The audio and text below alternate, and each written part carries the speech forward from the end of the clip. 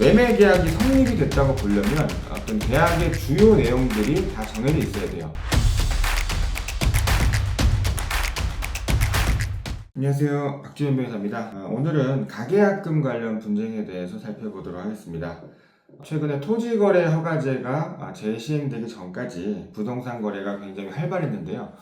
그렇게 부동산 거래가 활발해지면서 가계약금 반환에 대한 분쟁도 많이 늘었습니다. 쉽게 얘기하면은 아파트를 살 때 가계약금을 넣었는데 그 뒤에 뭐 부동산 가격이 변동됐을 때 그렇게 되면은 계약서를 쓰기 전에 마음이 변할 수 있잖아요. 그래서 그런 경우에 가계약금을 과연 돌려받을 수 있는지, 그래서 매수인은 가계약금을 달라고 하고 매도인은 가계약금이 몰치된다, 이렇게 서로 주장하면서 가계약금에 대해서 이제 다양한 분쟁이 많이 있어 왔습니다. 통상 아파트를 구매할 때 우리가 중개사를 통해서 구매를 하죠. 매도인이 중개사에게 집을 내놓고 그 다음에 매수인은 중개사를 통해서 해당 집을 소개받게 되는데요. 이때 매수인이 한번 집을 보고 조건이 너무 좋다 그러면은 보통 어떤 한 사람이 봤을 때 좋은 조건의 집은 다른 사람들도 보통 마음에 들어 하잖아요. 매수인이 바로 매도인 계좌에 가계약금이란 명목으로 계약금의 일부를 입금을 합니다. 이때 중개사는 매도인의 계좌를 매수인에게 알려주고 계약의 대략적인 내용을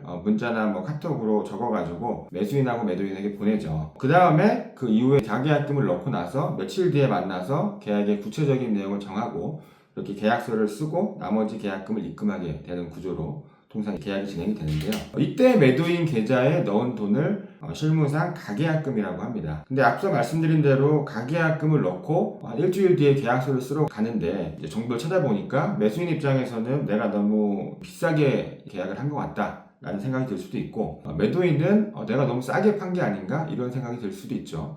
통상 이제 이럴 때 사실 매도인 입장에서 그런 생각이 드는 경우도 많겠지만 일반적으로 매수인 입장에서는 자기 돈을 줬기 때문에 만약에 어떤 앞서 말씀드린 그런 변심이 생길 경우에 더 불안해지는데요. 왜냐하면 내가 준 돈을 매도인이 안 주면은 강제로 받아올 수 있는 방법은 소송밖에 없기 때문입니다. 그래서 이때 과연 매수인 입장에서 매도인에게 가계약금을 달라고 할 수 있는지, 이게 이제 쟁점인데요. 먼저 가계약금과 계약금의 법적 의미에 대해서 한번 살펴보겠습니다. 계약금은 민법 제565조 제1항에 의해서 원칙적으로 해약금의 성질을 갖습니다. 그렇기 때문에 매수인은 계약금을 포기하고 그 다음에 매도인은 계약금의 배액을 상환하고 그 구속력에서 벗어날 수 있는데요.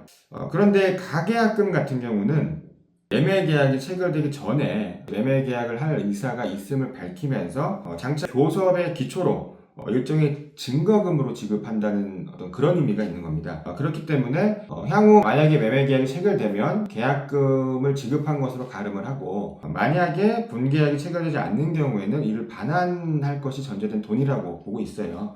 그래서 이럴 때는 이런 것들을 가계약금으로 보기 때문에 앞서 말씀드린 해약금의 성질을 갖는다고 볼 수가 없는 거죠. 만약에 가계약금을 주면서 어떤 해약금 약정을 정확하게 했다, 그런 경우에는 당연히 이제 매수인이 가계약금을 청구할 수 없겠지만, 통상적으로 그렇게 명확하게 체결되지 않았다고 한다면 가계약금을 청구할 수 있다고 보는 게 가계약금 성질에 부합한 해석입니다. 그렇다면 실제로 가계약금을 매수인이 매도인에게 달라고 할 때 재판에서 쟁점이 되는 게 무엇일까요? 가장 먼저 크게 쟁점이 되는 게 매매 계약이 성립이 됐는지입니다. 매매 계약이 성립이 됐다고 보려면 어떤 계약의 주요 내용들이 다 정해져 있어야 돼요. 예를 들면은 계약금, 그 다음에 중도금은 얼마로 하고, 그 다음에 이것들은 언제 주고, 나머지 잔금은 언제 어떻게 주고, 그 다음에 목적물의 인도는 언제 어떻게 할지, 이런 것들이 세세하게 다 정해져 있어야지 이게 과연 매수인과 매도인 사이에 계약이 체결됐다 이렇게 볼 수 있는 건데, 앞서 말씀드린 대로 실무상 이 매수인이 매도인 계좌에 가계약금을 넣을 때는 이렇게 구체적인 매매 계약의 내용들이 성립되어 있지 않다고 보는 경우가 굉장히 많아요. 그러니까 아까 말씀드린 대로 그냥 중개사님이 계좌를 알려주면 그냥 빠르게 넣고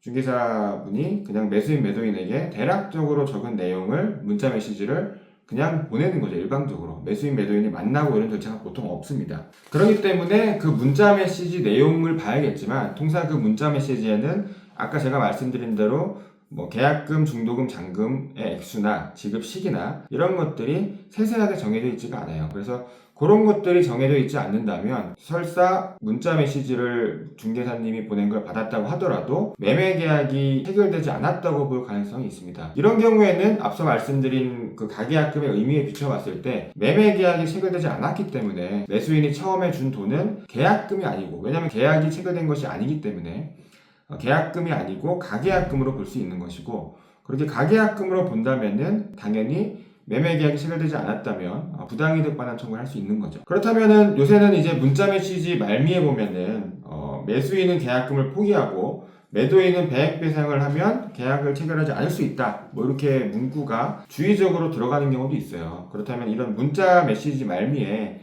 문구가 있는 경우에도 과연 매수인이 청구할 수 있는지가 문제가 되는데요.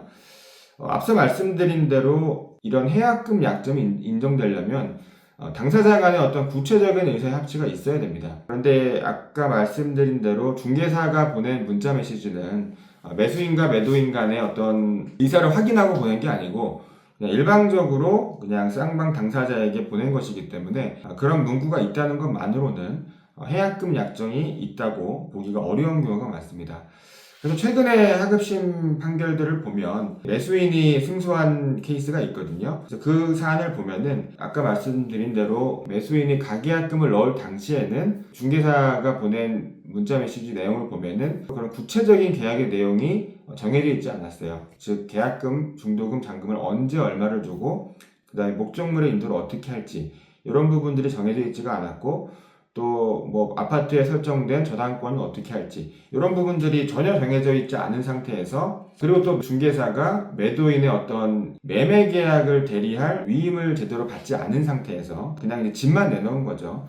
이런 상태에서 중개사가 쌍방 당사자에게 문자 메시지를 보내고 그 다음에 그 계약금의 일부를 넣은 경우에는 이것은 계약금으로 보기 어렵다, 이런 판례가 최근에 선고가 됐습니다. 그래서 이런 경우에는 매수인 입장에서 조금 억울하실 수 있는데, 매매 계약이 체결되지 않았다고 볼 수 있다면 가계약금 쪽으로 입금한 것이기 때문에 이런 부분에 대해서 매도인에게 청구가 가능하다, 이런 결론입니다. 그래서 통상 실무에서 계약금의 일부만 준 경우에는 매매 계약의 어떤 주요 내용이 성립되지 않았다면 나중에 계약이 체결되지 않는 경우에는 매도인에게 청구할 수 있고, 최근에는 그런 취지로 판시한 사례가 많이 있기 때문에 매수인 입장에서는 정당하게 매도인에게 가계약금을 반환할 것을 요청할 수 있을 것 같습니다. 네, 이상으로 오늘 영상 마치겠고요. 다음 영상에서 찾아뵙겠습니다. 네, 감사합니다.